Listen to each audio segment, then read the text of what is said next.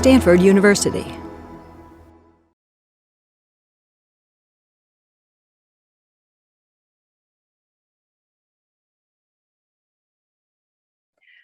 Welcome. Welcome to Stanford Medicine's Contemplation by Design program. I'm Dr. Tia Rich, the founder and director of Contemplation by Design, and it's my great pleasure to introduce today's teacher, Heather Freeman. She'll be teaching her session on integrated holistic yoga, mindfully embodied practice to cultivate health and resilience. And this is an interactive workshop that builds upon the framework that Chris Brems presented in her lecture.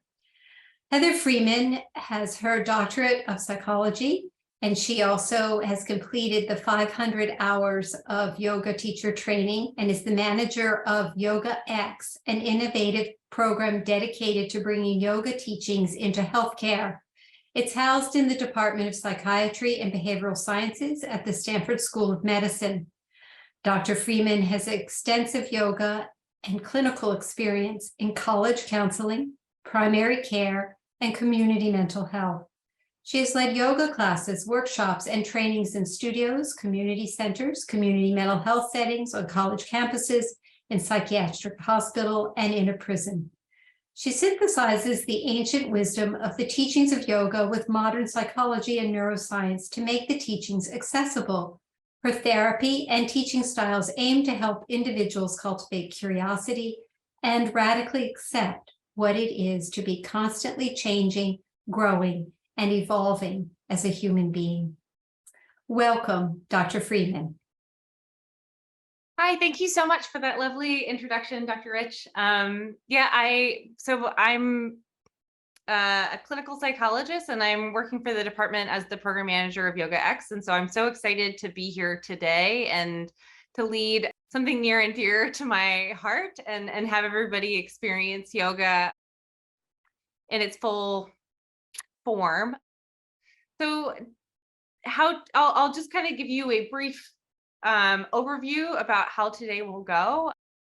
So in the beginning, I'll give like a really short 10-minute recap of Dr. Brems's lecture in case you weren't there, and if you need a refresher before we move into an embodied practice. And then we'll have about an hour and 15 movement practice where we will be practicing some of these principles and getting to really have an experiential component. And then afterwards, I think what I'll do is have everybody break into small breakout groups, chat about the experience, and then we'll all come back together to talk about it as a big community.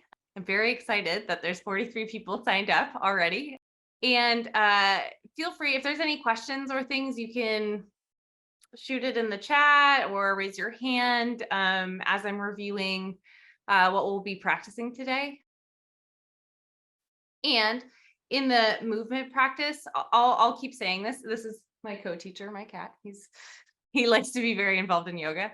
So as I am teaching today, the movements are offerings. And so they're just things that you can play with, explore. And if there's anything that doesn't feel good in your body or feels confusing or just doesn't feel like a part of your practice, always know that you get to opt out. You can change something. You can ask me for support in something else. And if you were here lying on your belly and breathing, you would still be doing yoga. So that's kind of something that I want to set everybody up with. So how I like to lead kind of an intro to integrated and holistic yoga is to talk about the definition of yoga and why we practice in the way that we do, and how big a yoga practice can be.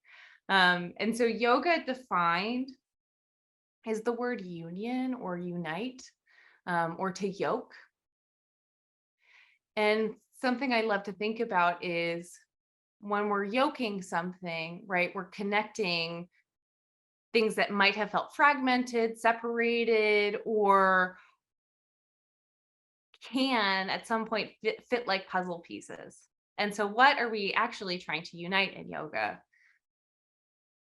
We're uniting the layers of self or consciousness, which we'll play around with today, And what I love about yoga is yoga believes that like all of us live in these 5 layers, and they're defined as the koshas, which are like sheaths.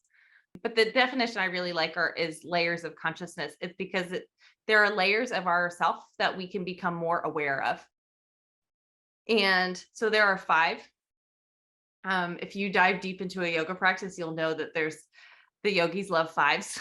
There's lots of 5s in things. And so the 5 layers of the koshas, there's the body, or Annamaya kosha, which is our most tangible, obvious layer. It's bones, muscles, tissues. Then the next layer is our pranamaya kosha, or our energetic or emotional layer, which I like to think of this is like how our body communicates. This is like the circulatory system. This is also our alarm system, our nervous system. This layer is also very aligned with breath. And then the next layer is our manomaya kosha, which is our mind layer, which is our thoughts, the stories we tell ourselves, our personality, our likes and dislikes. And then the next layer is our vijnanamaya kosha, which is known as our like intuitive layer, which is like the observer or the witness. Or sometimes I like to think of it as like the voice we wish we listened to, right? There's like this innate wisdom that kind of knows what we need to do and where we need to go. And then the last layer, which is our most outer layer, you'll see models of the koshas, and sometimes they're differently laid out, but we would like to think of it as like the most outer layer is Ananda Maya kosha, which is known as our bliss layer. And like esoterically, it's like the spirit or soul. And what I love to also think about it as, because I do like the esoteric stuff, because I think that feels meaningful to me. But if that doesn't land, or if you're like, the other part of it is like the remembrance of our interconnection, or that like we are part of something bigger than just ourselves.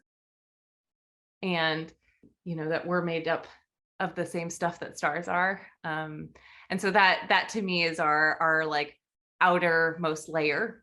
And as I was going through these layers, there might be layers that are really obvious to you, or that you feel like you live in a lot, especially in our modern day society, or Stanford folks, or as a psychologist, I live a lot in my mind layer. The stories I tell myself are pretty loud, or I do a lot of thinking.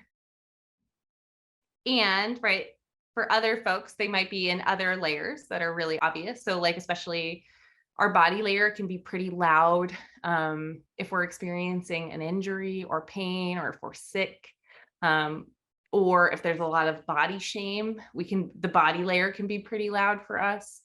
Or if there's any experience of dysregulation or trauma, our like energetic emotional body can pretty loud. And sometimes they like coincide. But the problem is when we're so in the most like outer or inner layers that are really obvious and loud, we lose sight of the intuitive layer and the interconnection layer.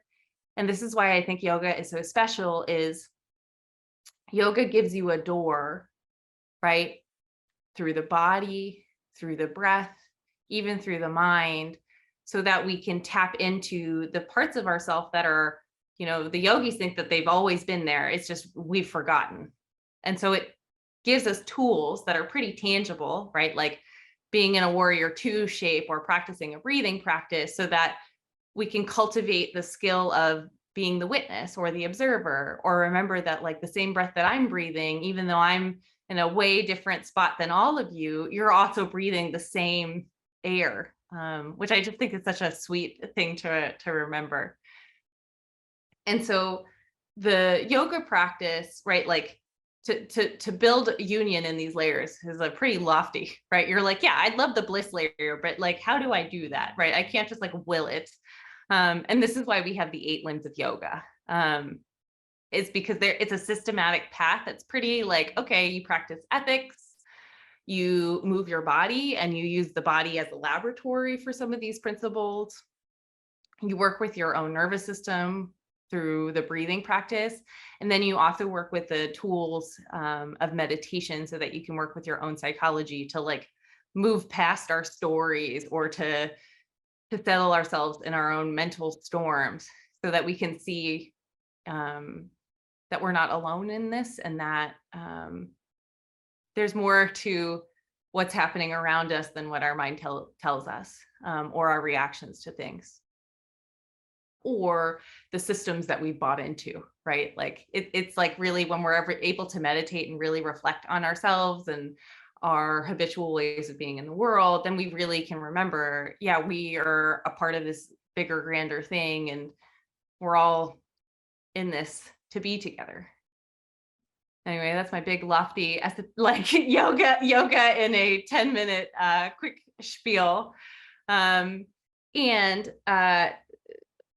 how we're going to do that, right? Which I think why yoga is so special is it works with the body. And so we'll be working with the body in a movement practice. And the tool I'm going to be really like inviting you to practice, again, nothing's forced, nothing's obligation, is curiosity.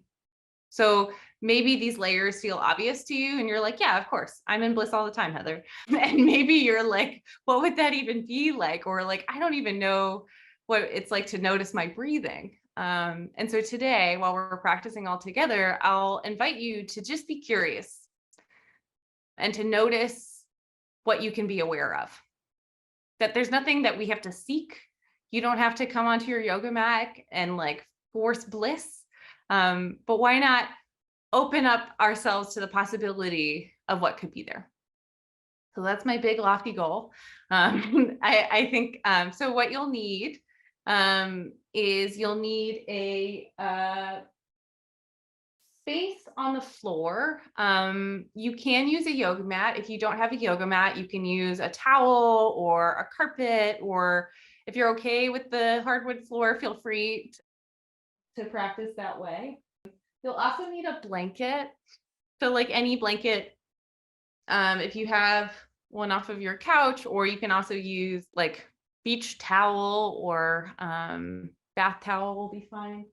And then I have 2 yoga bricks. If you don't have bricks, that's okay. You can use a chair, or if you have an ottoman nearby, that's great.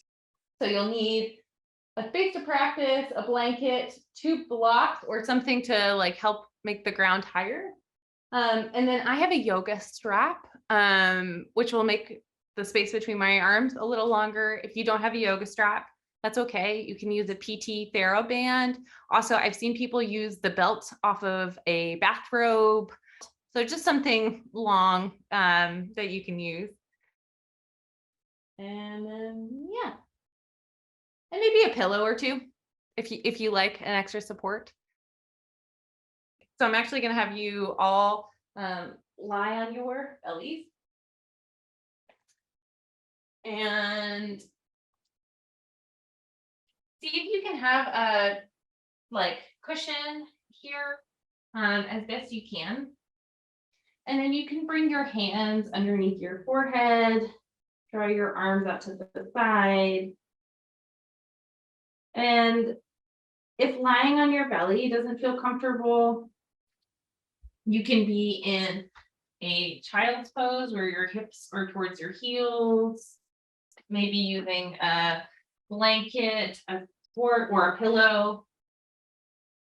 Or you can lie on your side. Something that helps us move into the body is if we can find a position that's as close to comfortable for the body as we can manage. So come to find your grounding shape. And I'll have you first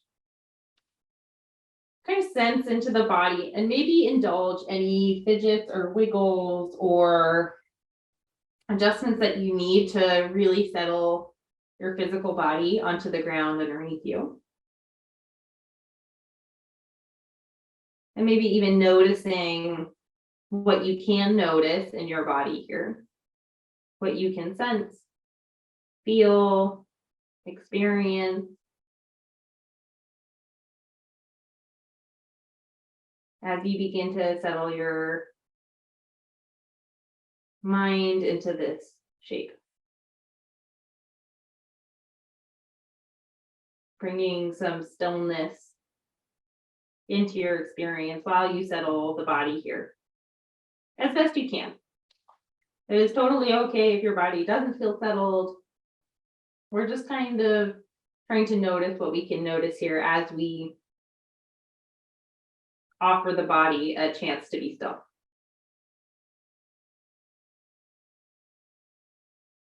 And then from here, keep your body in your awareness as you start to shift your attention to now include your breathing,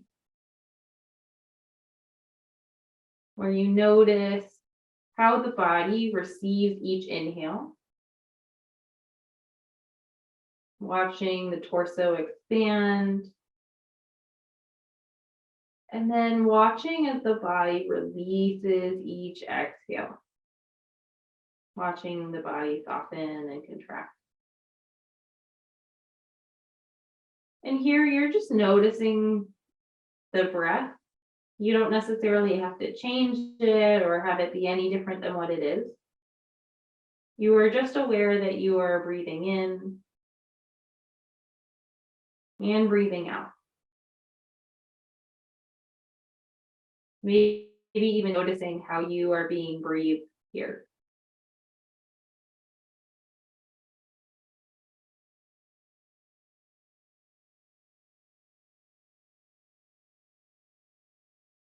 And as you continue to rest in whatever position you've chosen,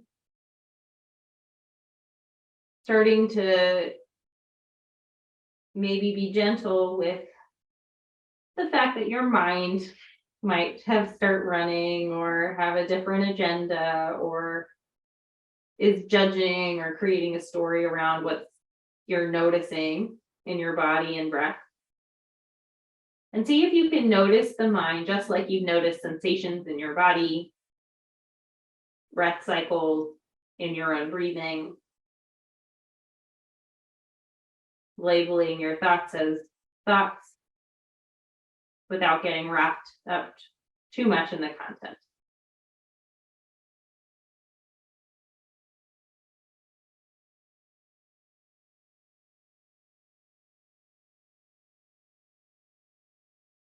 And then noticing, right, as you're able to watch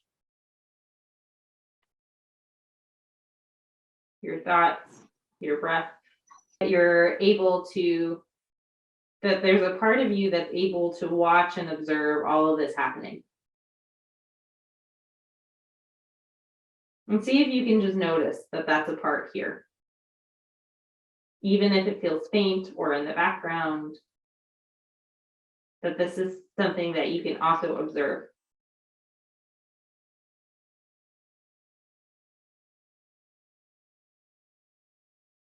And then from here, also inviting into your awareness the remembrance of all of the different individuals on the screen that are also practicing this with you. Maybe tuning into my voice as I lead you through this practice while also including everyone practicing in this virtual room and maybe all of those practicing yoga in other parts of the world or other time zones that you can take the time now to honor and welcome.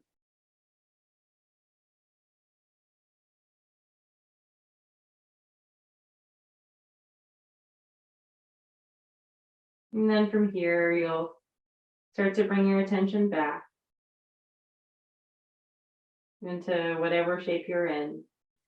Maybe starting to wiggle fingers and toes. And then if you're not on your belly, if you can move into that position. And then I'll have you extend your right arm out to the right. So I'm going to sit up so that you can see what I'm doing. So your right arm will go out like a half T shape. And your left hand will come underneath your left armpit, lying on the ground. And then you'll press into your left hand, roll onto your right thigh and release your head down to the earth as you roll onto this side. And there's not a lot of work that you need to do here. It's just kind of letting your body roll here. And then noticing what you can notice. Is there a sensation in the body that feels really interesting or loud? Are you noticing what's happening in your breathing? Or is there a thought or story that's also here that you're aware of? Maybe distracting you from what's happening in your body or your own breathing. And again, it's just something to notice. We're practicing curiosity. Right? Maybe meeting any new insight with, isn't that interesting? Then from here, I'll have you inhale. And then exhale to roll back onto your belly. And then you'll bring your right hand underneath your right shoulder. You'll extend your left arm out to the left. Inhale here. And then exhale to roll onto your left side. I'm going to flip over so that I still am looking at you. And you don't have to feel like you lost me as you're on the side. And just, again, kind of letting gravity do most of the work. Because a big part of yoga, right, is that we put the body in these shapes so that we can be curious about what comes up for us. What can we notice? And so maybe making the point of the practice not necessarily what it looks like on the outside, but what you can notice, be with, have tenderness for on the inside.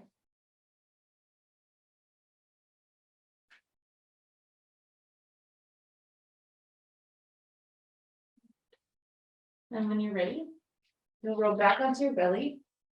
Which side?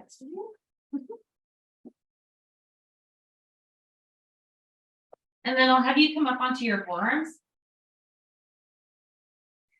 And you'll bend you'll bend your left knee and then draw the left knee out to the side. If you have any hip-ish, like things that you need to tend to, you can just keep the knee bent. You don't necessarily have to bring the knee out to the hip side. Again, these are just offerings and options, but nothing's obligatory. And then you can rest the head down here if you like. Another option too, if you don't have the leg to the side, you can thread the left arm underneath the right. And then come to rest on the side of the head. You can also have it with the left knee out to the side, where you thread the arm underneath and the leg over to the side. So you got a myriad of options where you can choose your own adventure here. Finding the shape that feels the best for you and what you're needing right now on this Saturday. And a great way to know which shape to choose is which shape can you stay curious, right? When there's like a straining or there's so much sensation, it feels distracting or all encompassing, that maybe that's not your shape right now. Right? This is a different kind of yoga because we're really prioritizing how to be curious and mindful rather than, oh, I need to look like the cover of this popular yoga magazine or this Instagram model. Right? Maybe whatever shape you've chosen is enough. And the real work is just noticing what you can be aware of while you're here. All right. And when you're ready, you'll switch sides. So you'll bring the leg back, you'll uncross the arm, and then you'll switch sides. So the left arm will I started it a different way. So you bend the right knee and then draw the right knee out to the side as a option. And then you can start to thread the left arm underneath the right, coming to rest on the left side of the face. And you can either just have yourself on the arm, have yourself with the leg out to the side. Again, as options. I think what's so lovely about yoga is we really get to meet the needs of our bodies if we listen to it, right? And this is one of the places that we can notice this like intuitive wise part, is that usually that can help guide our discernment, finding the shape that helps us. And sometimes we have to learn the hard way. That's okay. You can be with yourself when it may not feel as obvious, or it still feels like, oh, I still need time to learn. All right.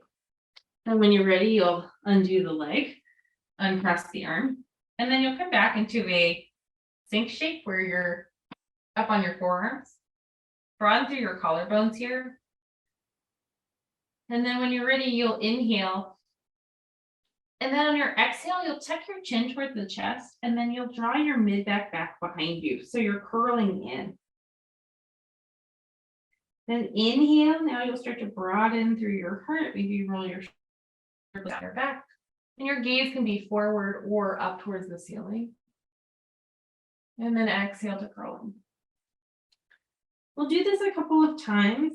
If low back feels pretty spicy, just be really gentle with yourself. We'll get out of these shapes pretty soon. You can always just opt out, come into a child pose or something that does feel really good in your body. And so we're just kind of moving the thoracic spine, so the upper back. And then as you link your breath with movement, maybe again, noticing what can I be aware of? What layer feels really obvious?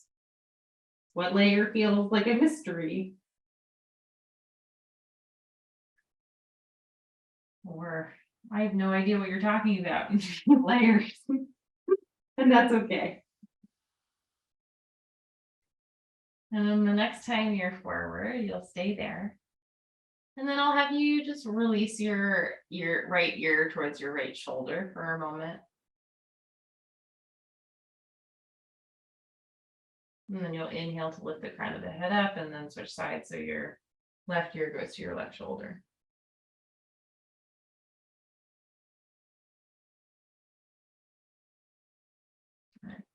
Then from here, you'll bring your hands underneath your shoulders, like right where your pec muscles are, and then you'll press into your hands and then slightly tuck your toes and then draw your hips back. They can go to the heels if you want. They don't have to. They can just be wherever they go.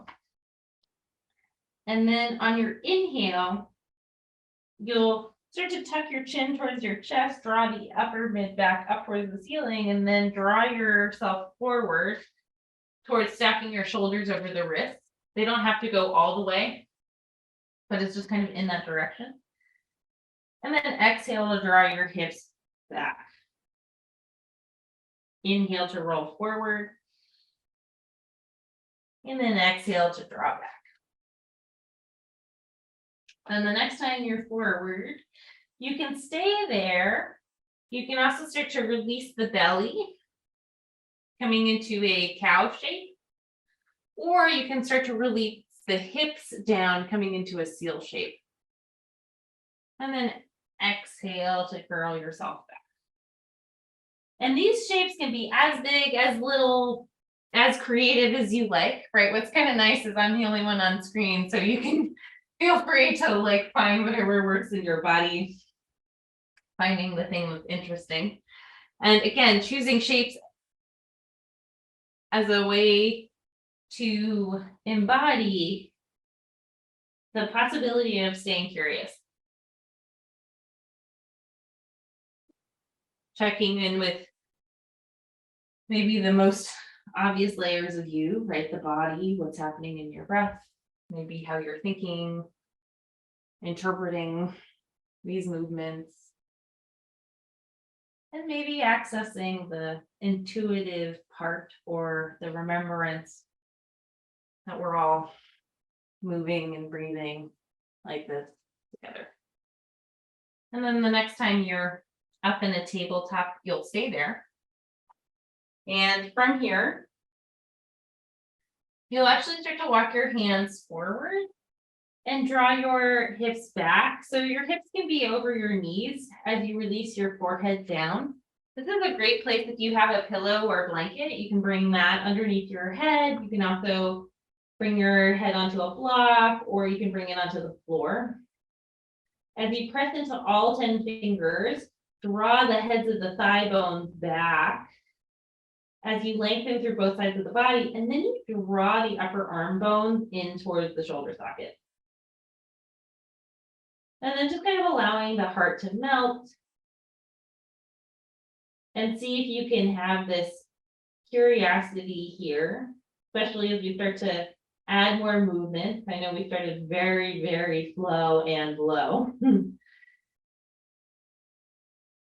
As you're here. And when you're ready, I'll have you look up between your hands. And then this time you'll walk your left forearm back, lower the left elbow, and then keep the right arm lengthening in front of you as you draw the hips back. You can even start to walk the right hand over to the left, crossing your body for a right side of the body stretch.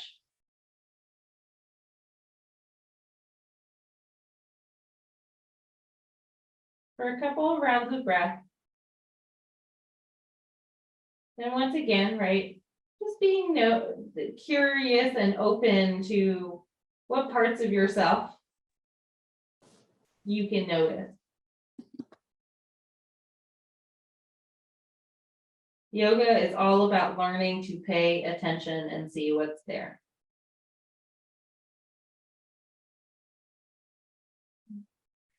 And when you're ready, you'll uncross the arm, draw the right forearm back, reach the left hand forward, and then cross it over to the right, if you like, as you draw the hips back and stretch the left side of the body.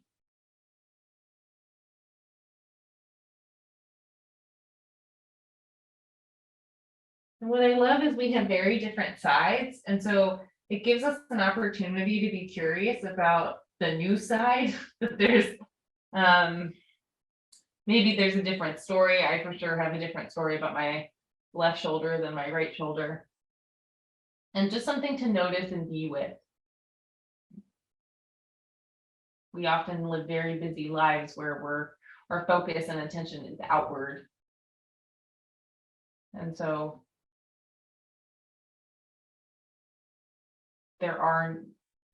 it is necessary for us to take time to pause and come more inwardly. And when you're ready, you'll uncross the left arm, come back into a tabletop shape.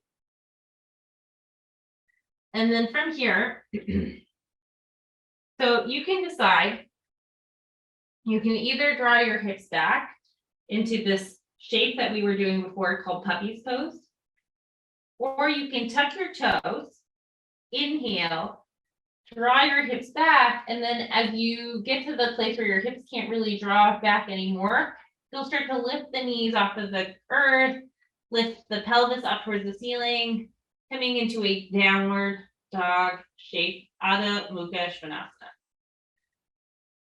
And so your knees can be bent here, especially in the beginning. I love bent kneed down dog in the beginning because it lets my legs know that I'm patiently waiting for them.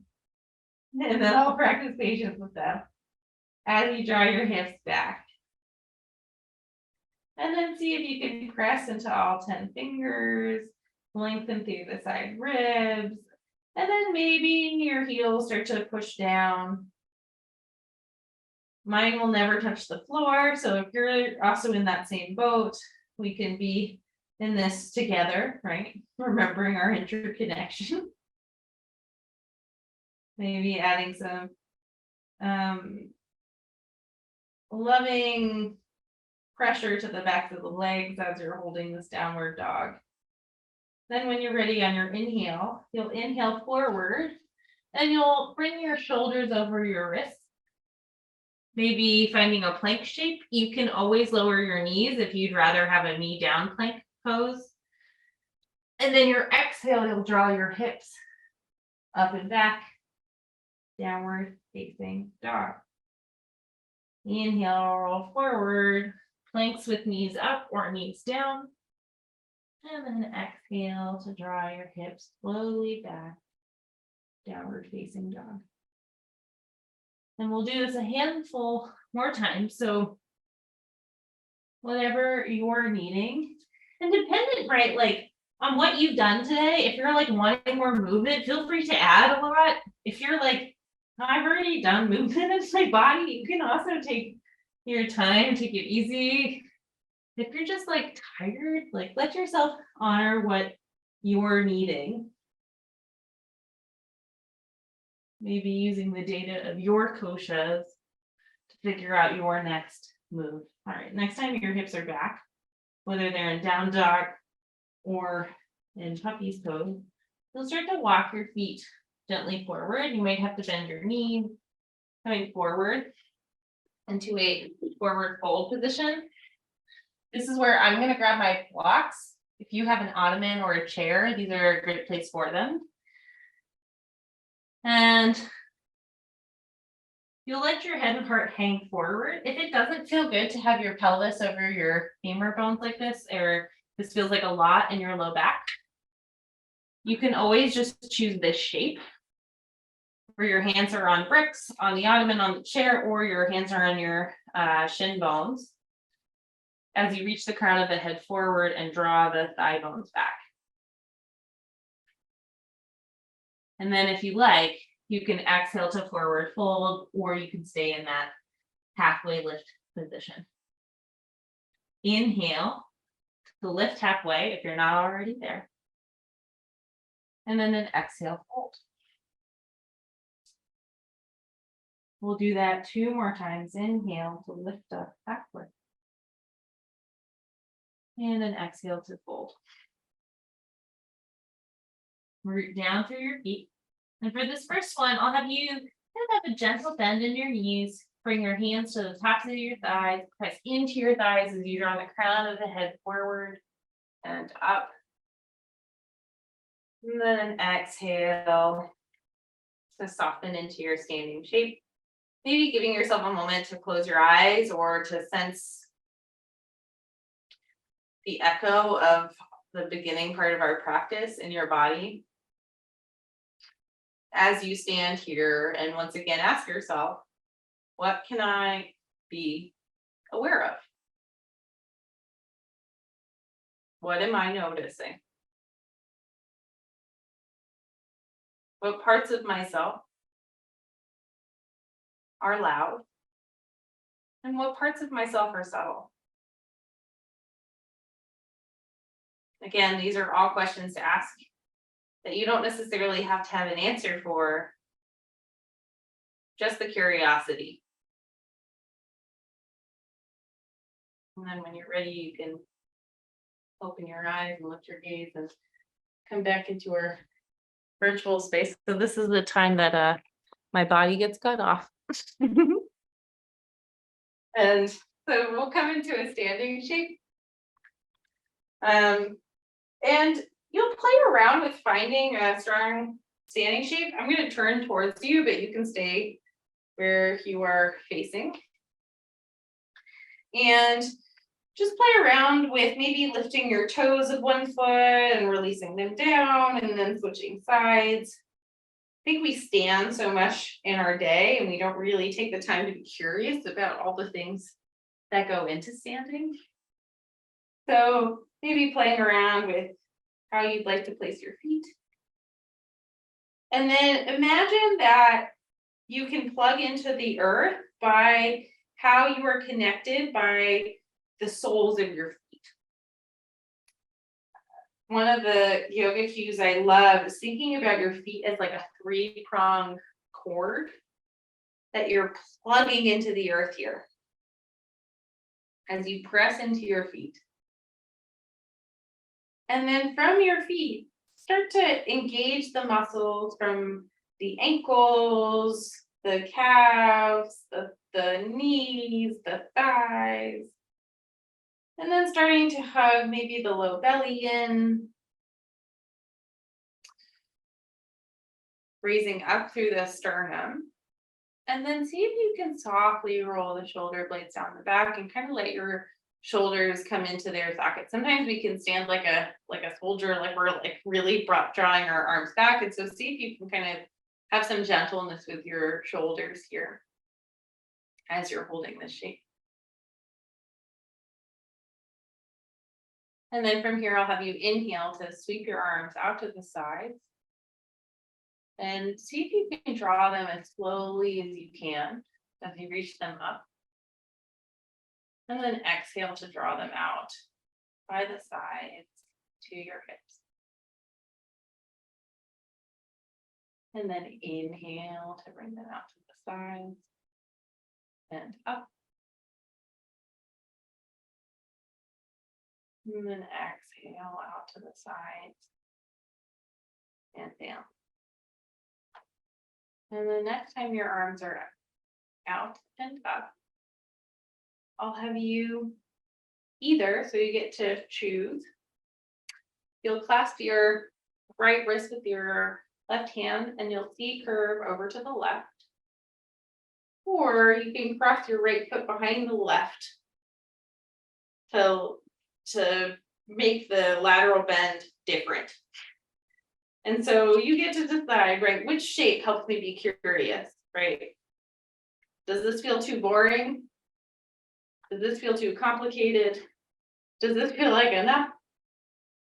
How can I prioritize the shape that helps me with the question, what am I aware of?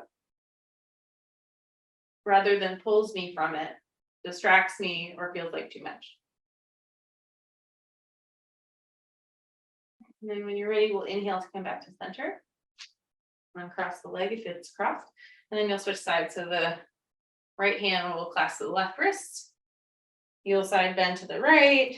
Maybe cross the left foot behind the right, kind of like you're curtsying. And again, finding your shape that feels interesting, nourishing, and curious for you.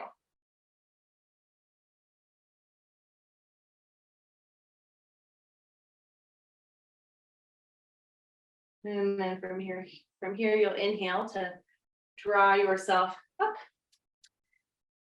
And then on your exhale, I'll have us all do this in the beginning just to be really gentle with our bodies. I feel like we're often not very gentle with our bodies, so I'm like, yoga is the time. So you'll bring your fingers, like your peace fingers or the tips of your fingers, into your hip hinge. So it's like right where your thigh bone meets your pelvis. And you'll press into that space as you reach the crown of the head forward. Forward fold, lower the heart. And once again, right, so if hip hinging feels like a lot or forward folds feel like a lot, this is a great alternative that can strengthen your back here. You can include yourself in the forward folds, but again, not be to a place that awareness feels far off as you're holding this shape.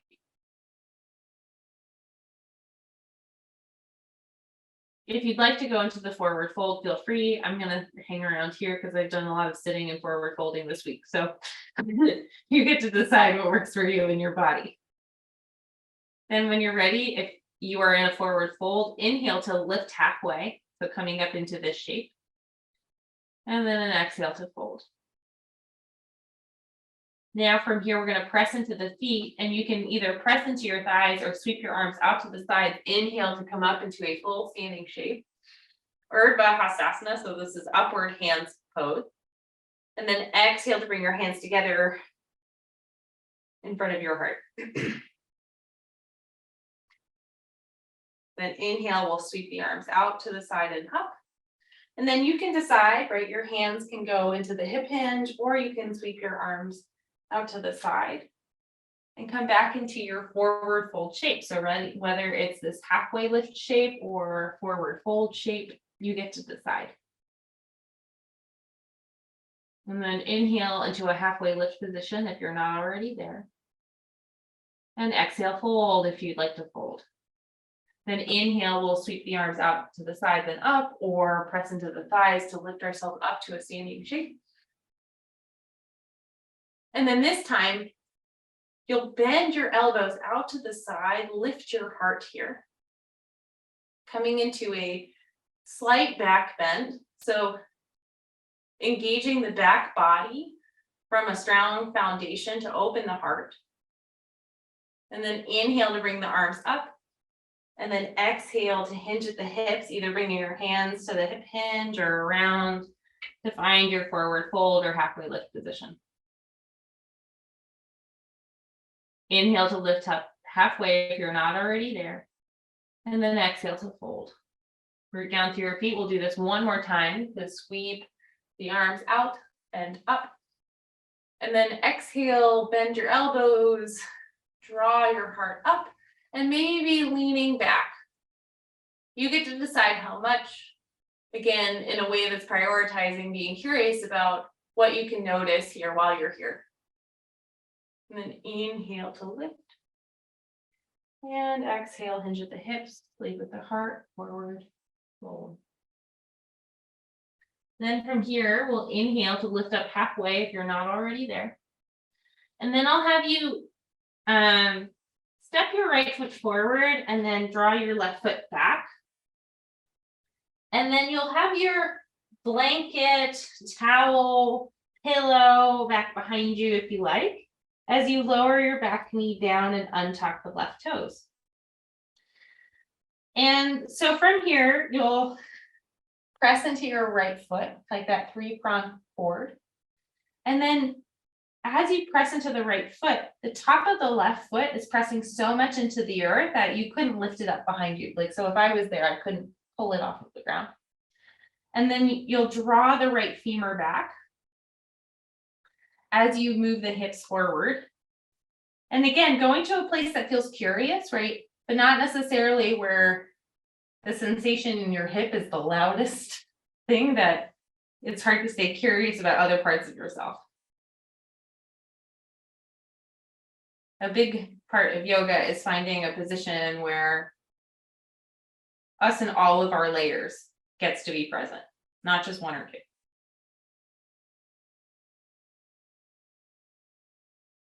And then from here, you can either stay with your hands down on blocks or on the chair, or you can press into your feet and inhale to sweep the arms out and up. You can have a space between your hands. You can bring your hands together, finding your variation that feels good and available to you, that again prioritizes curiosity rather than the outer shape. And then exhale to sweep the arms out to the side, draw them down. And you'll move the blocks to frame the front foot. And then you'll step the right foot back. And you'll either come into the puppy's pose where your hips are over your knees, or you'll come back into a downward facing dog shape. You get to decide what shape you'd like to do in your body, where it's more of a feel it practice rather than a see it practice. This is kind of why I like virtual yoga. It's because you really get your own space and privacy to do the work on your yoga mat without being distracted by what everybody else is doing on their yoga mats, or feeling like you should be doing something differently. And when you're ready, you look up between your hands. If you're not already there, you'll lower your knee, and then you'll step your left foot forward, and you'll come onto your yoga bricks. And again, if you don't have bricks, you can use an ottoman or a chair or something that you have in front of you.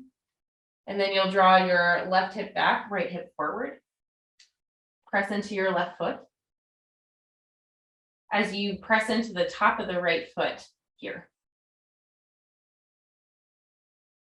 And then once again, just allowing yourself to be in this place of curiosity.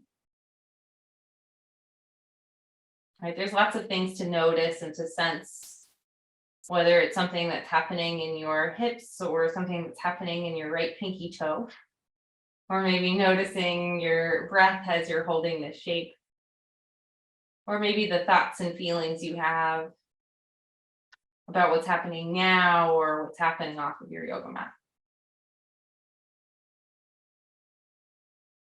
And then from here, you can decide whether you'd like to stay with the hands down or if you'd like to inhale to reach the arms out and up, coming into a low lunge position once again.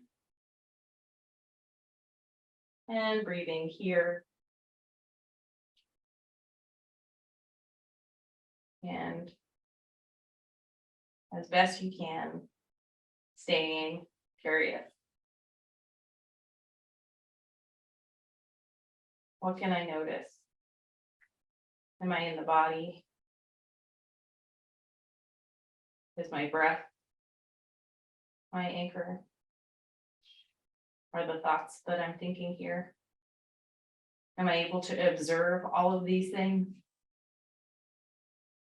Am I able to remember that I'm in community as I hold these shapes? And then when you're ready, you'll release your hands if they are up. And then you'll step your right foot forward to meet your left, maybe one big step, or as you saw me take a couple of little steps as you forward fold here. And then inhale to lift up halfway if you like. And then exhale to forward fold if that feels nourishing and available in your layers. And then you'll press down through your feet and either bring your hands to your thighs or sweep your arms out and up. And then exhale to bring your hands together in front of your heart, and maybe giving yourself a moment to close your eyes and sense this shape from the inside out. Giving yourself a moment to pause and to become more aware. Something I like about yoga is it gives us an activity to do, to get out the fidgets and the wiggles, so that we can practice being with what is. So see for yourself what is here.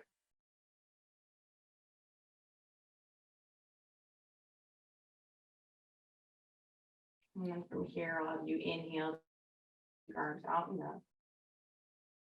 And then exhale, hinge at your hips, lead with your heart, forward, fold.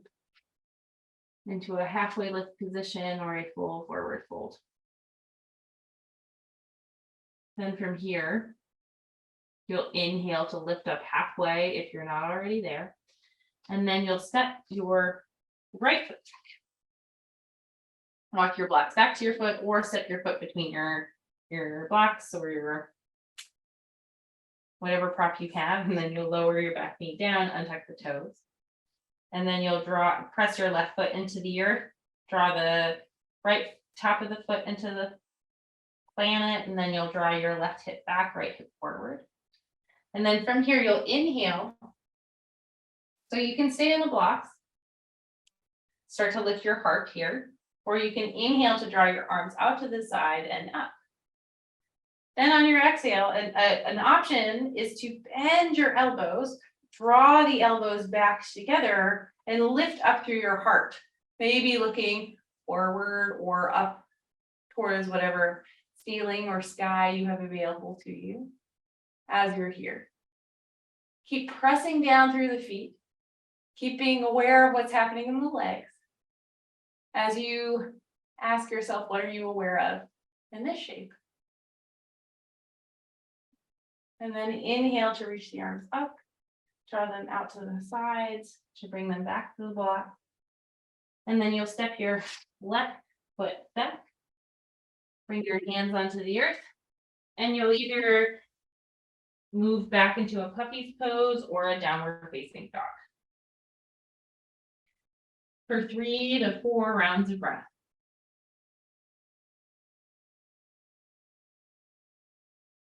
Letting your body settle here and reset as best you can.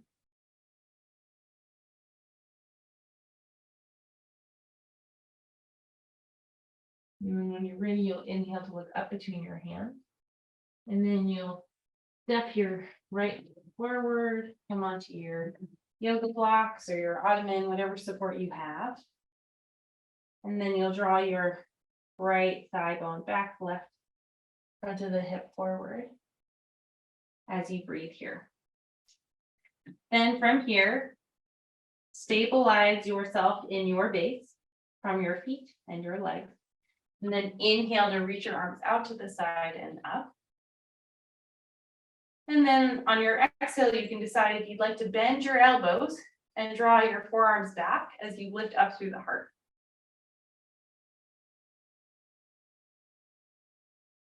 See if you can stay grounded in your feet as you are back bending and opening up yourself to whatever is possible here, and maybe whatever you can be aware of.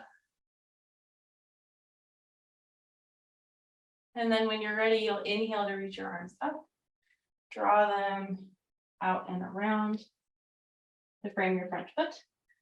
And then you'll step your left foot forward to meet your right. Halfway lift or a forward fold. Inhale to lift halfway if you're not already there. And a gentle exhale, either in this shape or to release into a forward fold. Root down through your feet, inhale to rise. And exhale to bring your hands back to your heart center and giving yourself a moment to pause, maybe even closing your eyes to experience this shape from the inside out. One of the skills becoming aware helps us with is recognizing what we can shift and change and what we can just be with.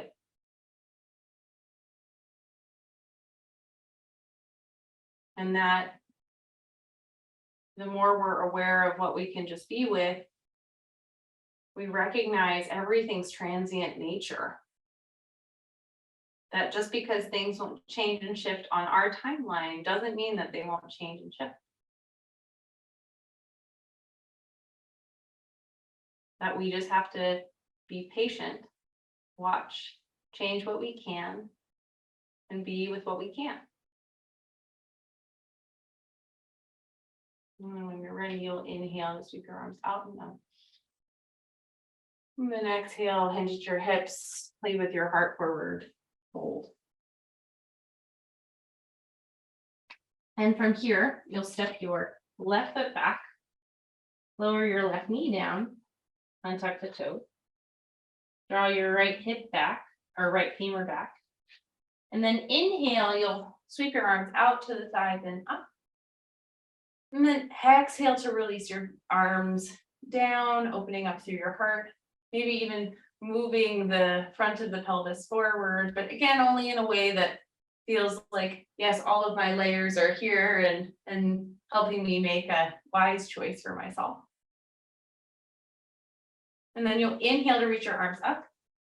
And then on your exhale, you'll turn towards the right, draw the left arm forward, right arm back, and then the left arm will come down either to a block or to the mat, an ottoman or an animal if you have one.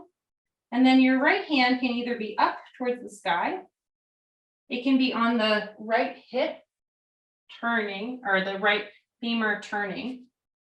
I'll show you on the opposite side so you can see. Or if you would like, you can bend the back knee. Maybe the hand goes towards the foot in that direction. If you have a strap, you can place it on the foot, or you can grab the inside of the foot. as you're here. But see, regardless of whatever shape you've chosen, that the heart can be open here, right? It's prioritizing the open-hearted, curious awareness rather than what shape you feel like you should be in, or what shape causes strain or feels forced.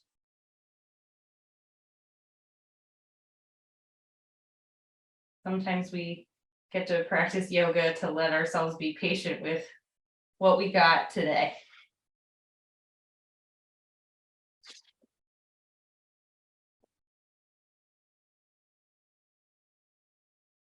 And when you're ready, you can release the back foot, bring your hands back to frame the front foot.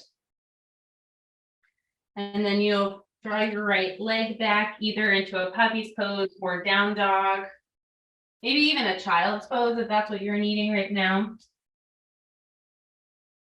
for 3 to 4 rounds of breath.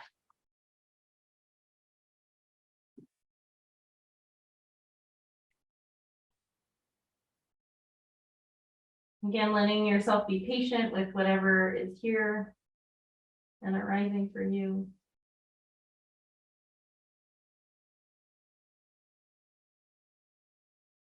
And maybe practicing the not needing it to be any different. The thing about building awareness of our layers is to be with the complexity and how multifaceted we are, and that there doesn't necessarily need anything to be different right now in this moment. Those things for us to be aware of. And when you're ready, you look forward. You'll have your blocks ready for landing. And then you'll shift your left foot forward. Press into your left front foot, your back right leg. You'll draw the left femur back, the right hip forward, and then you'll inhale to sweep your arms out and up. And exhale to bend your elbows, lift through the heart if you'd like. Then inhale to lift the arms up. And then you'll twist towards the left side. And then release the right hand either to a block, the ottoman, the ground. And then you can decide if you'd like the left arm to be up towards the sky. If you'd like it on your left femur bone as you turn. Or it can reach back as you bend the back foot. Maybe there's a strap. Maybe you grab the back foot. I love when I teach, I use the word maybe a lot because that gives you options. And that's kind of what I love about yoga is it's not, in any moment we get a chance to choose. And by getting to know our layers and our points of data, we can make a choice out of wisdom rather than habit, reactions, or shoulds.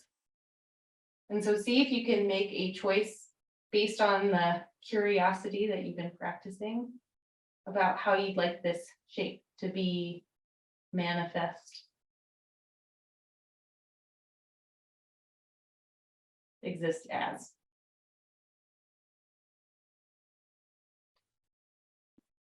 And when you're ready, you'll look forward. And then you'll step your right foot to meet your left. Halfway lift or forward fold. And then feel free to flow in whatever couple of shapes you would like for this moment. And then when you're ready, we'll inhale to come into a standing shape. And then exhale to draw your hands down to your heart. One last time. And then from here, you'll inhale to sweep your arms out to the side. And then up towards the sky. And then press into your feet. And then slightly start to back bend. As you can tell, I'm not going very far. So it's more of a feel it rather than see it. that you can lift up through your rib basket and that the heart is lifting up. And then from that place of lift, you're moving back. And then exhale to widen your arms as you hinge at the hips and forward fold. Inhale to lift up halfway. And then your exhale, you'll step your, I think it's right foot back and lower the right knee down, untuck the toe. Then from here, we'll do the same. So you'll inhale to sweep your arms out and up. Exhale, bend at the elbows, lift from the heart. Then inhale, arms up. Exhale to twist. Maybe the hand goes down, maybe you grab the foot, maybe you levitate, whatever you like to do here, just for a breath or two. Then when you're ready, you'll bring your left hand around, back in front, and then you'll move your left foot out to the left and bring your hands above your bricks as you move into a dragon shape or a lizard shape. So your left foot is kind of at a 45-degree angle. You're moving forward in the hips, but then you're also drawing the left femur bone back. And then you can decide here, right? So if you want to stay on the blocks, that's great. If you want to lower, feel free. I'm going to move my screen down because we're going to do a lot more stuff where I'm on the ground and less standing. So don't mind me as I get my camera crew on board.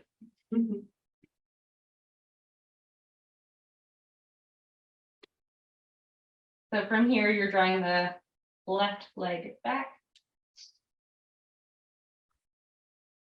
And you might notice, right, especially with these more hip opening shapes, that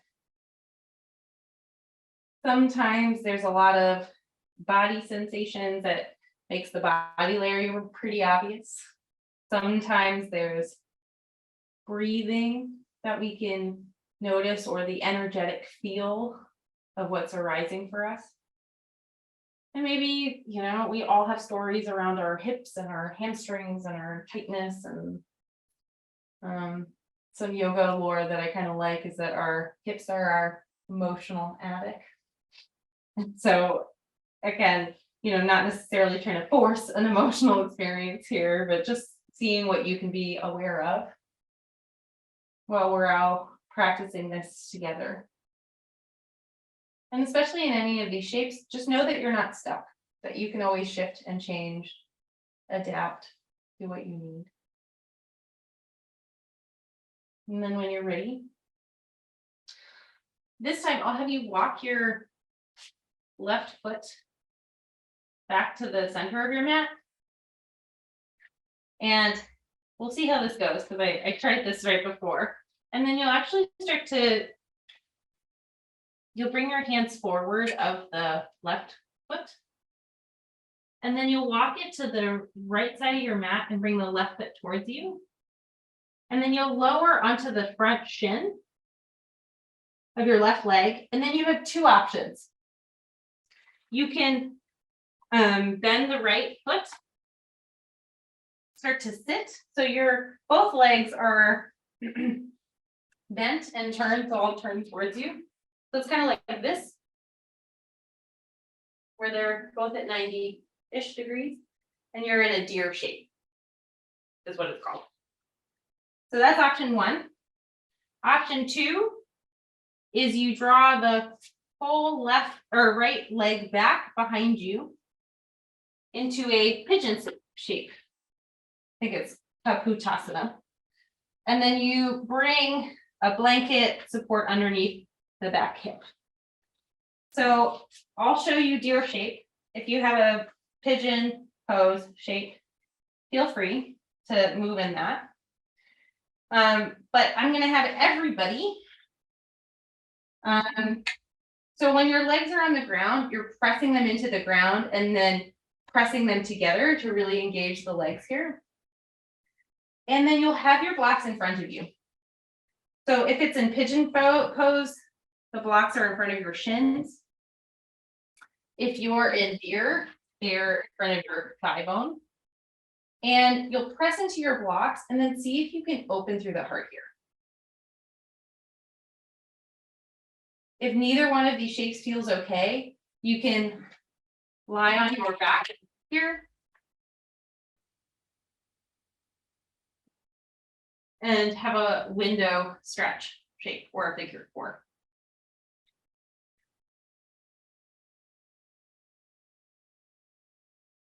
But as you're here, so again, we're lifting up through the heart. I have to like organize myself on my yoga mat. And so once again, right, so broaden through the heart here, press down through the feet as you reach up through the crown of the head. And then noticing, right, what are you aware of? What can you attend to?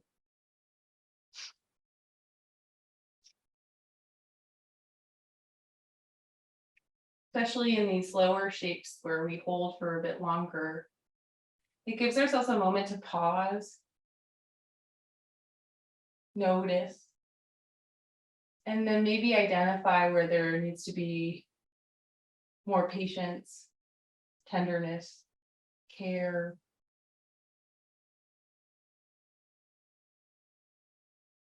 You know, I think about our layers of self as like in a car, like the check engine, the tire, oil. And so sometimes when we pause, we get to figure out, oh yeah, which part of me needs a bit more attention, needs more antifreeze. I don't know. Then when you're ready, if you'd like, you can stay up in this pose if you like the heart opening. Or you can start to lean forward, resting the head on the ground or on a block, or because I have a hard head. I love something soft under my head because I think hard times cause for soft things and soft people.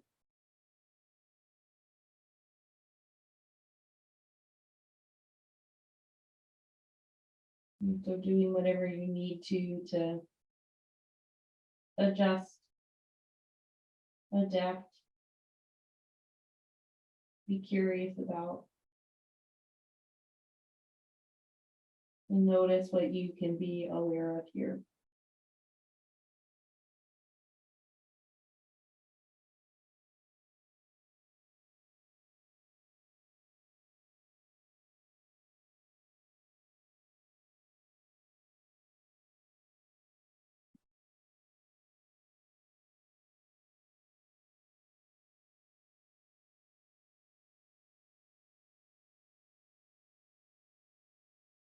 Hold this for maybe a round or two more breaths.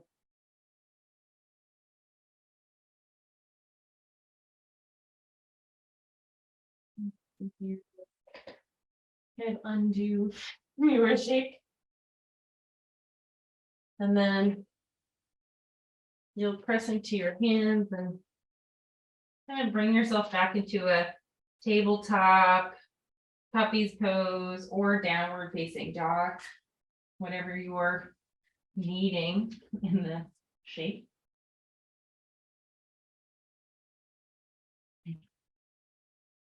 And then following your own breath pattern, and when you feel ready, you'll bring your right foot forward to find your low lunge shape.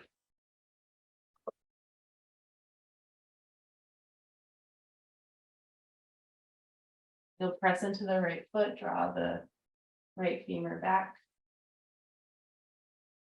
as you press into the left leg, and then inhale from here to lift and rise. And then exhale to release the elbows down and draw the forearms back. And then inhale the arms up. Exhale to twist. Bring the left hand down. And then you can grab the back foot if you like, or just have the twist.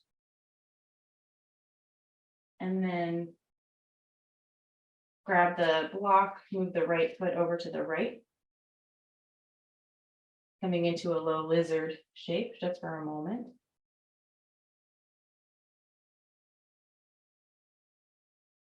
And then from here, you walk the right foot either to the, so you'll walk the right foot towards your body, and you'll come to be on the right shin as you lower the hips either to the earth or to the prop. And then you'll bend your, and then you'll have two options here. You can either bend your left knee and come into a deer shape, or you can draw the left foot back into a pigeon shape. And then you'll come onto the blocks. Either, again, if you're in a pigeon shape, they'll be right in front of your leg like so. If you're in a deer shape, they'll be on the side of your right thigh bone. As you breathe.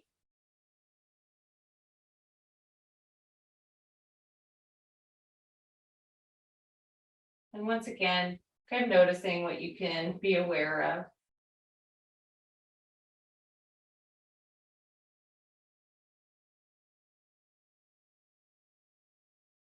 There's something in the ability of paying attention to whatever is arising for us.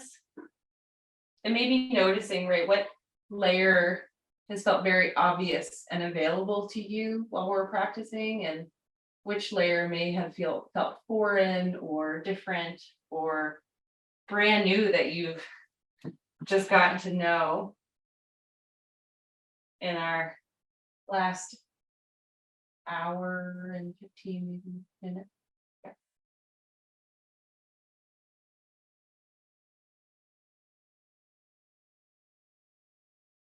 And then from here, you can stay in this shape, or you can start to forward fold, whether you're over your thigh or in front of your leg.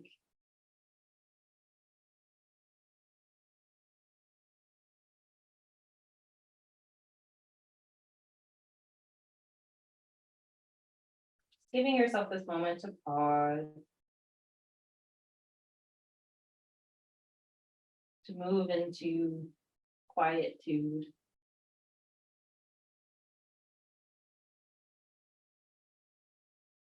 And maybe you're still aware and curious about your layers of self, or maybe you've shifted into a different curiosity or place of noticing.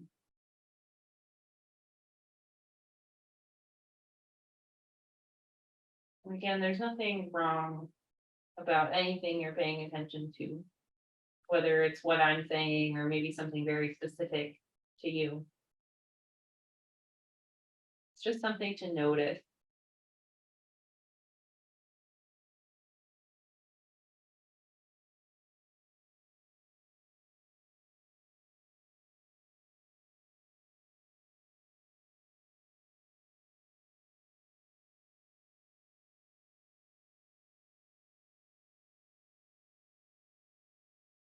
Ready? Inhale to walk your hands back. And then from here, whether you're in pigeon or in deer, you'll just start to move towards the right hip.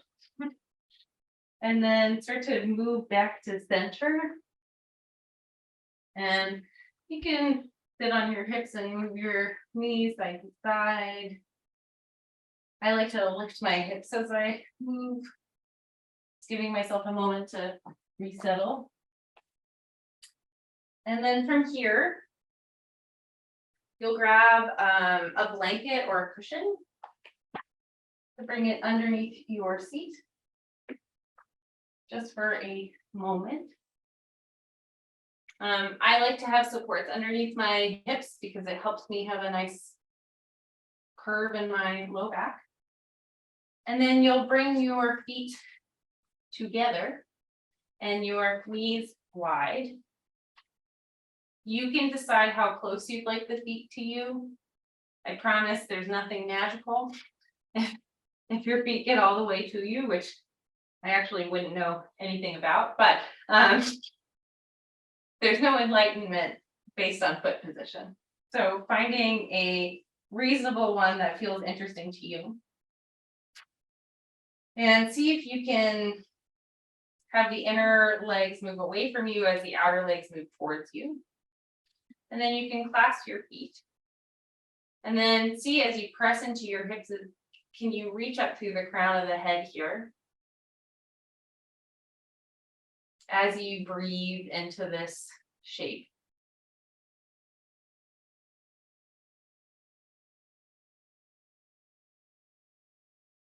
And once again, it's the continual curiosity question of what can I be aware of? And it might feel very repetitive, but it is something that we can take off of our yoga mats. That if we can practice on our little rubber mats, asking ourselves, what am I noticing? What layer of self is being activated? What's happening for me right now in this moment? That you can take this skill off your yoga mat. Whether you're in relationship with a friend, partner, boss, bus driver.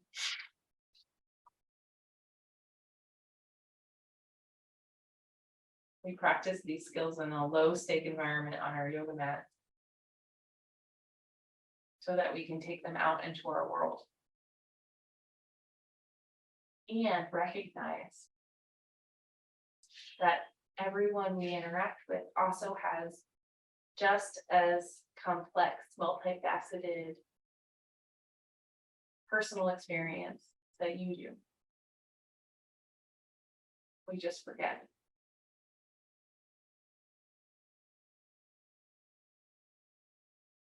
If you like, and if you haven't done it already, you can hang your head maybe to a support or a prop or as much feels available. Just for another moment or two.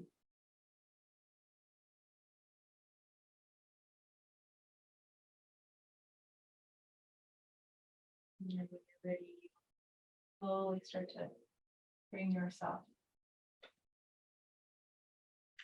And then from here, you'll bring your left foot towards your right thigh bone. And then you'll lift your right leg up, maybe even holding the thigh and just rolling out the foot one way. Maybe drawing big circles with the toe, the ball of the foot and the heel, and then doing it the opposite way.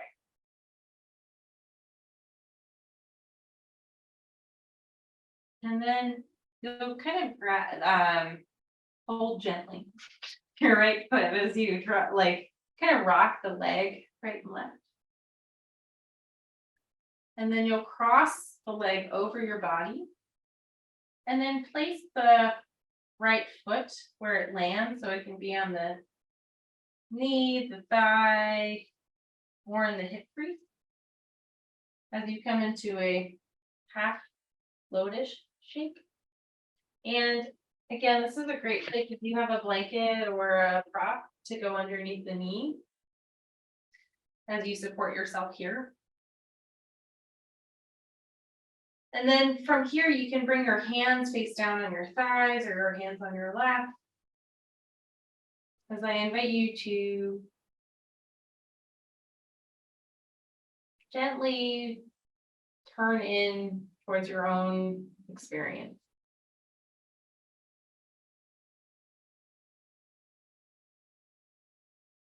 And especially kind of moving into this experience of sitting quietly.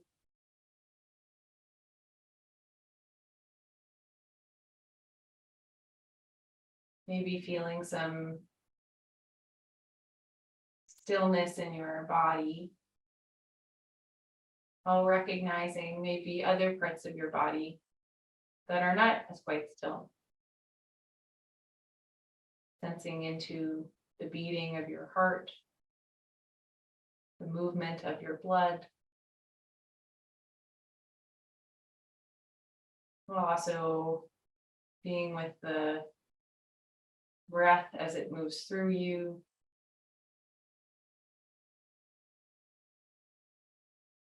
As your body breathes.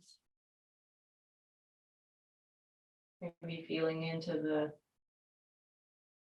electrical magnetic field of your own body here.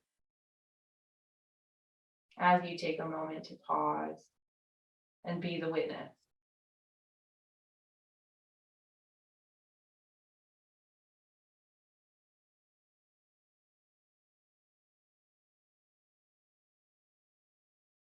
And the wonderful thing about being a witness is you don't have to change anything.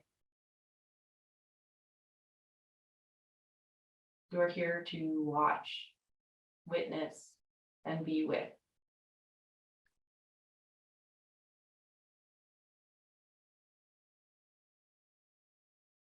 And when you're ready, if your eyes are closed, you can start to open your eyes. And then we'll switch sides, so you'll gently move the left foot or the right foot out. Maybe releasing the leg, giving it a nice little shake. And then you'll switch sides, so the right foot will come towards the left hip. And then you'll lift the left leg up. And maybe you'll start to draw circles. Ooh, my left leg is very crunchy today. Starting with the toes, and then the ball of the foot, and then the heel. Ooh. And then you'll go the opposite way, drawing circles. And then you'll start to rock the leg, maybe holding the left foot with the right hand, rocking side to side. And then you'll draw the whole left leg over to the right. And then the right foot can land where it does, either on the thigh, on the hip crease. And then you can bring a height to be underneath the left leg. As you once again find a gentle position here. And it's okay if the foot doesn't come across, you can just sit in a cross-legged position, and that's perfect. As you once again maybe close your eyes and settle into a more quiet experience, where I'll start to speak a little bit less so that you can be in your body a little bit more.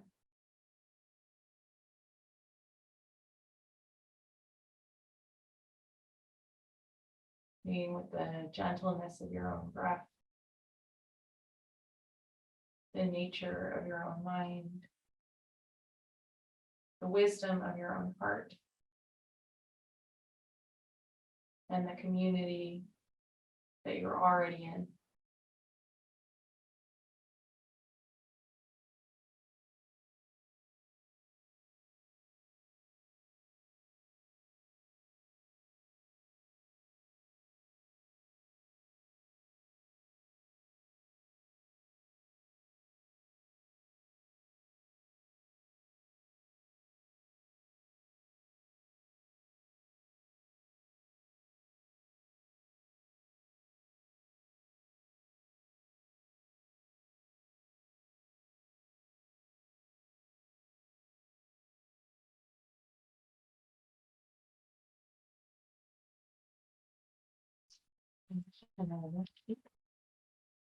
You can move the block, and then I'll have you come to lie on your back. And have a blanket or towel underneath for your head.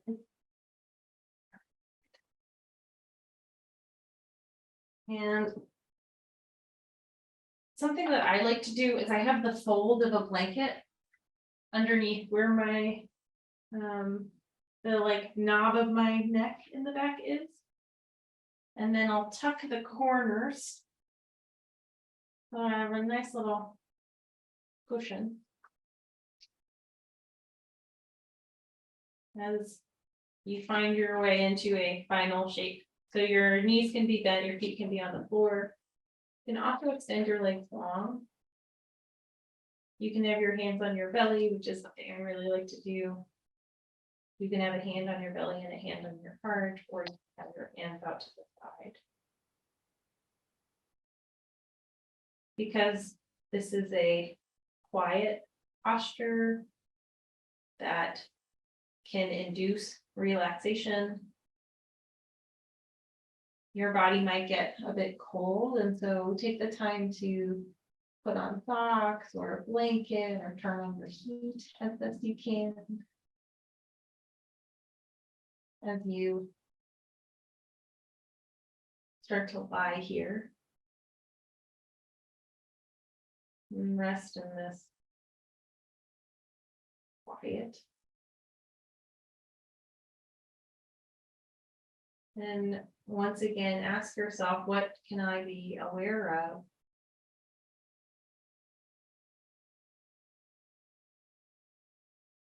After the movement, sequence, trajectory of your yoga practice, what shifts can you notice? What can you be more aware of? And how is your tolerance for being with what is right now in this moment? As we rest together in the final moments of class. In 2 minutes of silence.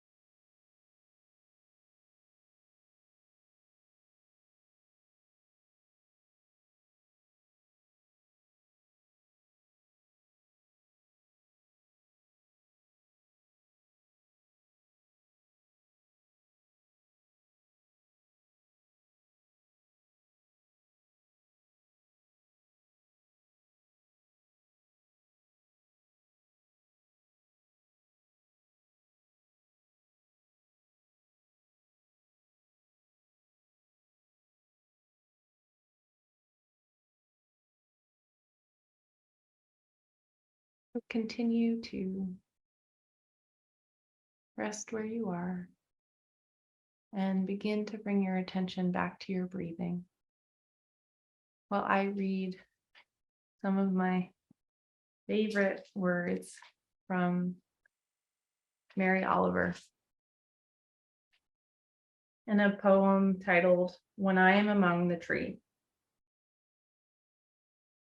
When I am among the trees, especially the willows and the honey locust, equally the beech, the oaks, and the pines, they give us such hints of gladness. I would almost say that they save me, and daily. I am so distant from the hope of myself, in which I have goodness and discernment, and never hurry through the world, but walk slowly and bow often. Around me, the trees stir in their leaves and call out, "Stay a while." The light flows from their branches. And they call again. "It's simple," they say. And you too have come into this world to do this, to go easy, to be filled with light and to shine.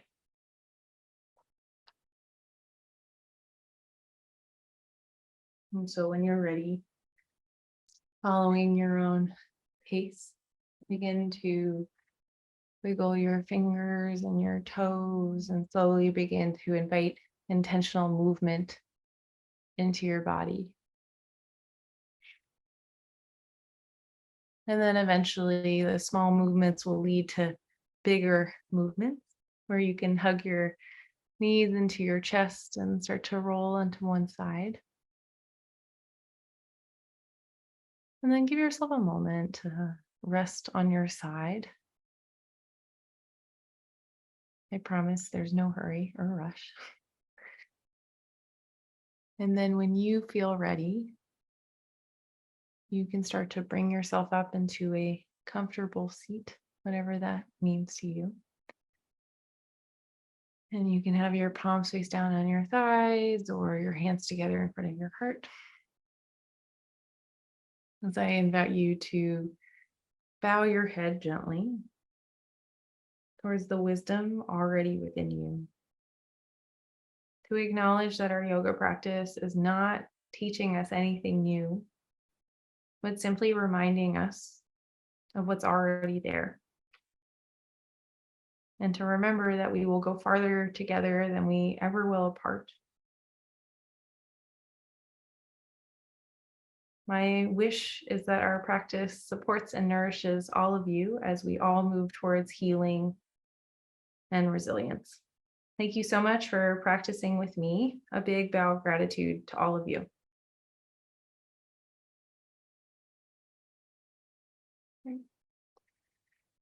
Okay, so we still have like 40 minutes. And so what I think I'm going to do is have everybody take a 10-ish minute bio break, get some water, take a moment to write down what came up for you in the practice. Just know that there's no right or wrong answer. So just kind of come up with like thought, like just what you notice, what you're aware of, reactions. And then we'll come back and I'll actually break everyone into small groups so they can talk for a little bit, and then we'll come back together as a group. So we'll take 10 minutes. So we'll come back at 4:50 and I will see you all soon.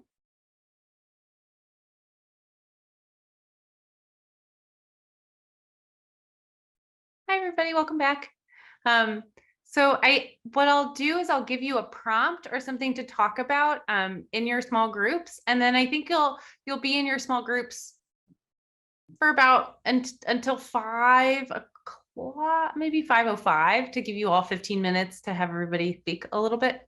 And the prompt is, what did you notice in the yoga practice? And then in terms of the layers of self, like the body, breath, mind, intuition, and kind of bliss body, what were you aware of? Which layer was most prominent? Which layer was not? Which layer was more subtle? So I'll write these questions and I'll broadcast them so that you all have them. And if you want to talk about things beyond these questions, feel free. These are just something to get you started and explore. So I'll put you in the breakout rooms now. So yeah, Hunter and Luke, that would be really helpful. And then we'll come back at like 5:05, I think is a great. And then, yeah, we'll see you soon.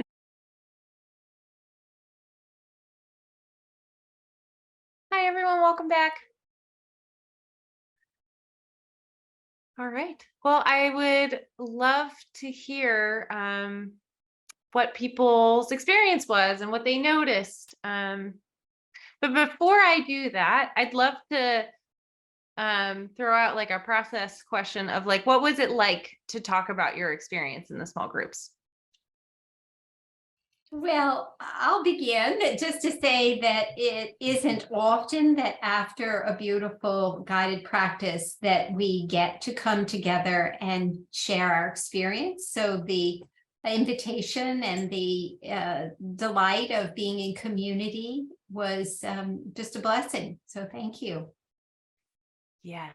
Yeah. How often do we leave like, yoga classes or meditations? And it's like, okay, now we leave. And now I sit with my own experience. And so sometimes it can be really sweet to like give ourselves a moment to pause and be like, we all just went through that together. How did it land with you? So thanks so much for sharing that, Tia. Mm-hmm. I saw lots of nods. Yes.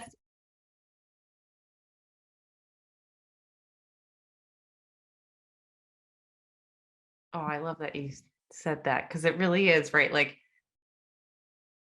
yoga on our yoga mats is only one piece, but really yoga is in our relationships and how we bring the practice off of our mats.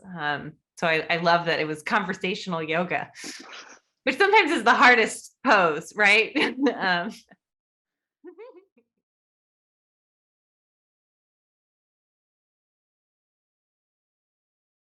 Yeah, and especially I feel like following movement, like in following a really intentional practice like that, like you're more receptive. And so you just feel more able to connect with others because you just spent the time connecting with yourself. And so it really does feel like a different or a more nourishing experience or something that deepens the yoga. Um,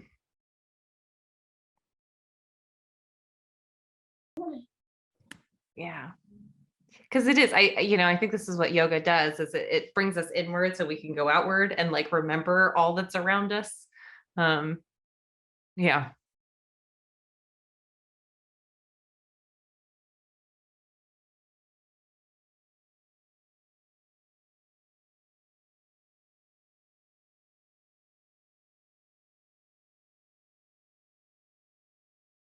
Yeah. Lynette, I also, in hearing your reflection, I love that like, because sometimes we come to yoga or movement practices and like our body layer is pretty loud and like unruly sometimes, or a bit like it's like the temperamental teenager that like doesn't want to, do what you want to do. This is why I love the layers of self. Is sometimes there's other doors for us. And so like I heard in what you were saying, like the breath was your door. That's something that you know really well, right? Tai Chi is all about moving with the breath, right? Right. And so like it's a door that's familiar that like got you to access maybe another door that wants to be open but isn't quite ready yet or has like the troll outside that you have to figure out the riddle to get in.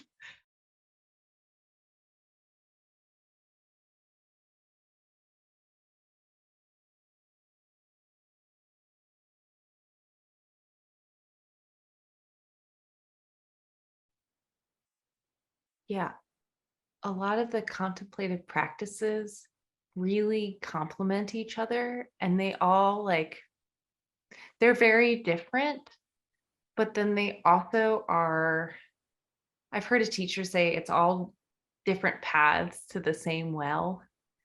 And I really love thinking about it that way because, there's so many practices that use the breath, and our breath is such a special tool. And it's something that, like, we'll have from the moment we're born to the moment we die. And it really is this bridge between our mind and body and our body to our mind. Um, and I just heard this yesterday. It's like two fish, where one leads the other. If you think of the breath as the first fish and the mind as the second fish, the mind will follow the breath. And I just love to think about it like that. And it's one of these like tangible tools that like you have at all moments of the day. And it's a complicated practice because it's pretty subtle, right? In working with your breath, but it's also something that's like one of the most accessible parts of yoga is like, even if you like can't move or hold any of the shapes, you can practice working with the breath. And our breath is the tool that we have that has a huge impact on our nervous system. Like, sure, we can try and work with our thoughts, but I don't know if I was to tell you all not to think about chocolate cake, like what are you all thinking about, you know?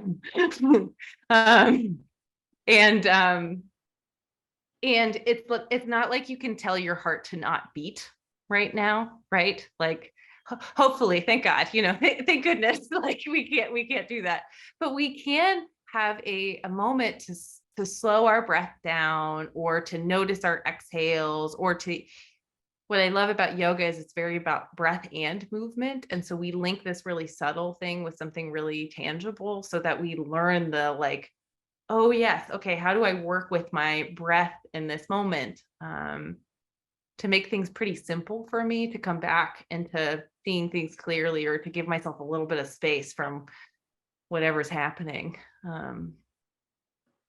So thank you so much for sharing that.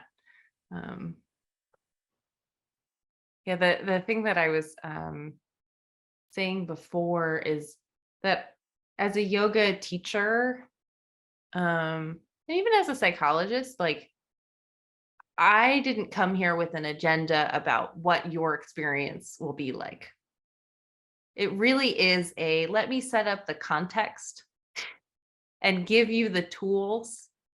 Like, you know, I've given you a map, a flashlight, shoes, and now you're on your own adventure to see what comes up.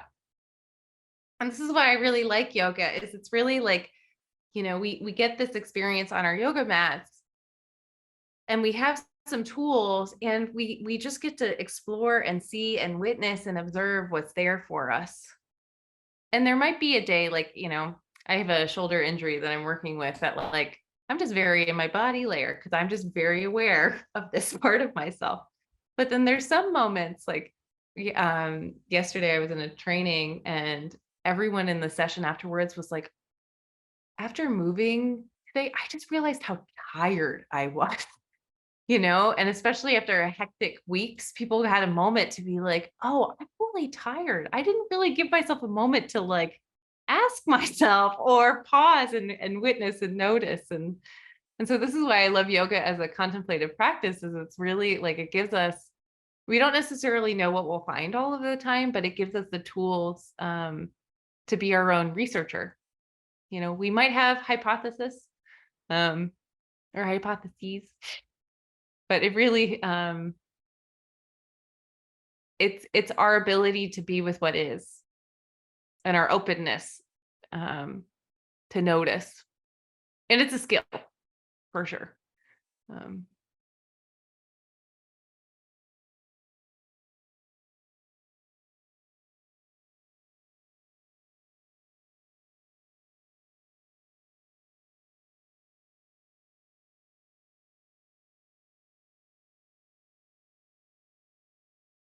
It is one of my favorite. I love Mary Oliver so much. Um, and it is one of my favorite poems because it is really this like, you know, and this is why I love yoga too, is it reminds us how interconnected we are with nature. That like, you know, we are of the natural world, we're not separate. And you know, I have a lot of my yoga moments for sure happen on my yoga mat, but they happen when I'm out in the woods, and my partner will make fun of me because sometimes we go out in the woods and I cry. I'll see like a really beautiful tree and I'll cry. It's just like, right, I'm in my bliss interconnection where I'm just like in the like, you know, magic of nature and trees. And so, yeah, I love that you shared that poem resonated with you. It's one of my favorites. And I think I'll probably end today where I read that again so we can all sit with it. But any other thoughts or reflections, or even reflections on what people have shared today?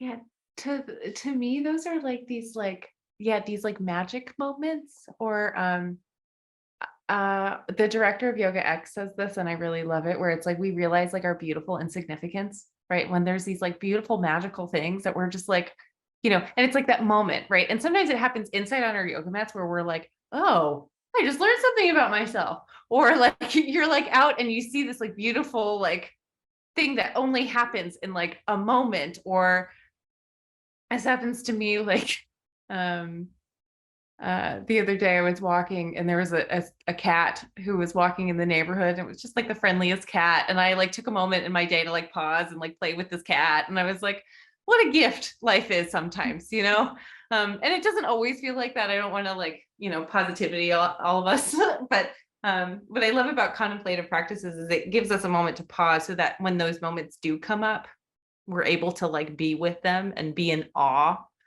Because that's, I think, one of the skills we can have as humans is like remember that there's awe here. All right. So I think I'm going to read the poem once again, and then we'll say goodbye for today. It was such a gift to be here, and I'm really appreciative that all of you took time on your Saturdays to practice with me. So I'll read from my favorite, Mary. I'm going to go for first name basis now. When I am among the trees. When I am among the trees, especially the willows and the honey locusts, equally the beech, the oaks, and the pines, they give us such hints of gladness. I would almost say that they save me, and daily. I am so distant from the hope of myself, in which I have goodness and discernment, and never hurry through the world, but walk slowly and bow often.